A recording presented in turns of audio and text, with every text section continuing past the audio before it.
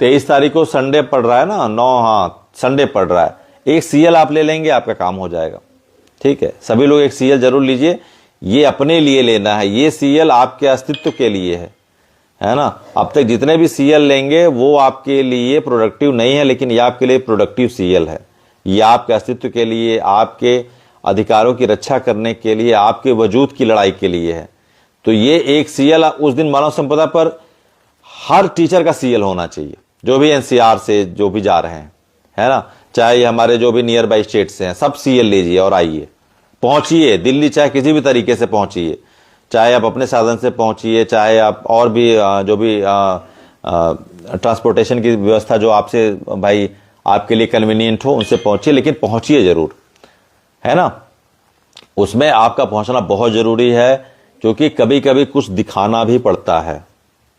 Democracy को कभी कभी कुछ चीजें दिखाने भी पड़ती हैं। आप क्या चाहते हैं इसके लिए भी कुछ चीजें विजुलाइज करनी पड़ती हैं, है ना। बातों में दम के साथ साथ ये भी होना चाहिए कि आप कितना अपनी मांगों के लिए खड़े हैं, है ना। आप कमरों में बैठे हैं, बात कर रहे हैं, उससे कुछ फर्क नहीं पड़ने वाला। इस तरह की भीड़ होनी चाहिए कि वहां उस दिन कम से कम ये मैसेज चला जाए। जो हमारे मीडिया बंधु हैं उनसे भी मैं गुजारिश करूंगा, उस दिन हमको कवरेज दें, बहुत जरूरी है, क्योंकि ये हमारे अधिकारों की रक्षा के लिए है। हम किसी चुनावी स्टंट के लिए नहीं जान रहे हैं, न को हम किसी के लिए किसी तरह की ख्याति पाने के लिए पहुंच रहे हैं। हमारे आजीविका की हत्या हो रही है, हमारे मौलिक अधिकारों की हत्या हो रही है, अनुच्छेद 16 की हत्या हो रही है। तो हमारे लिए आप अपना कवरेज जरूर दीजिए, चाहे वो जो भी जी न्यूज़ हो, आज तक हो, एनडीटीवी हो, जो भी हैं। मैं सारे जो भी उनके इलेक्ट्रॉनिक मीडिया के जो भी चीफ हैं, मैं उनसे गुजारिश करूंगा इस आईडी के माध्यम से कि आप हमारी जायज़ मांगों के लिए उस दिन अपना जो भी है वो समय दें, हमको कवरेज दें, ताकि हमारा जो मांग है वो सरकार के कानों तक पहुंचे, सरकार इस पे गंभीरता पूर्वक, संवेदनशीलता पूर्वक विचार करे।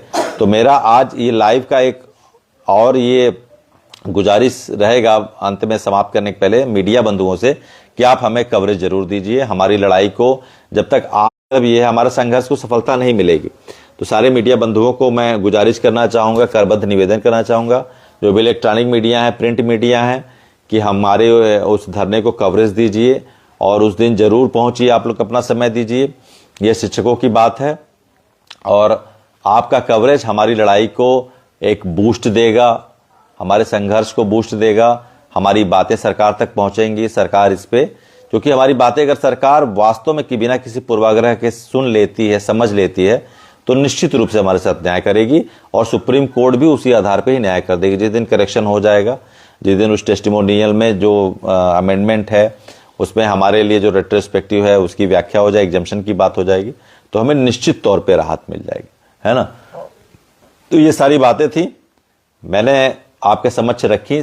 नंबर मैंने आपको बता ही दिया है, उस पर आप जो भी गुजारिश है कि वो जौनपुर के लोग नहीं, जो बाहर के हैं वो लोग जुड़े, मैं उनको अपडेट करूंगा। जो भी मैंडेमस रीट की भी बात होगी जो हमारा है, वो भी हम लोग किस तरह से करने जा रहे हैं, ताकि हमारे शिक्षकों के हितों की सुरक्षा 1% भी, 0.01% भी कहीं से प्रभावित ना हो, कोई आंच ना आने पाए, उनको कहीं से भी आने नहीं दिया जाएगा, है ना। तो निश्चिंत रहिए, एकदम आश्वस्त रहिए और धरने में जरूर पहुंचिए आप लोग। 24 नवंबर का जो धरना है उसको ऐतिहासिक स्वर्णिम अक्षरों में वो लिखा जाए शिक्षक इतिहास में कि 24 नवंबर 2025 को हमारे इतने शिक्षक साथी जुटे।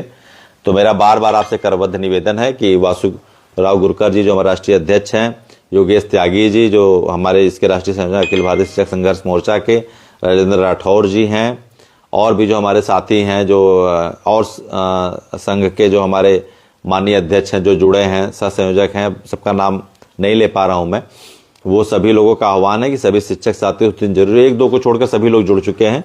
जिनको शिक्षक हितों की चिंता है वो जुड़ चुके हैं, जिनको अपने हितों की चिंता है वो नहीं जुड़े। बहुत साफ बात बता दूं मैं आपको, जिनको अपने हितों की चिंता है वो नहीं जुड़े हैं, जिनको शिक्षक हितों की चिंता है वो जुड़ गए। तो आपसे करबद्ध निवेदन है कि आप जरूर 24 नवंबर के धरने में अधिक से अधिक संख्या में जुटिए और यूपी गवर्नमेंट के रिव्यू पिटीशन लेके कोई भी मत रखिए, वो मैं आपको अपडेट करूंगा जैसे किस नंबर आता है। माननीय धर्मेंद्र प्रधान जी 14 नवंबर के बाद निश्चित तौर पर एक स्टेटमेंट जारी करेंगे। 15 मिनट की बैठक होने जा रही है, 1 दिसंबर से शीतकालीन सत्र होने के पहले हम अपने माननीय सांसद जी से जो भी है हमारे और जिलों के, वो बात करके इसको कैबिनेट में मीटिंग में उठाने का जरूर प्रयास करेंगे।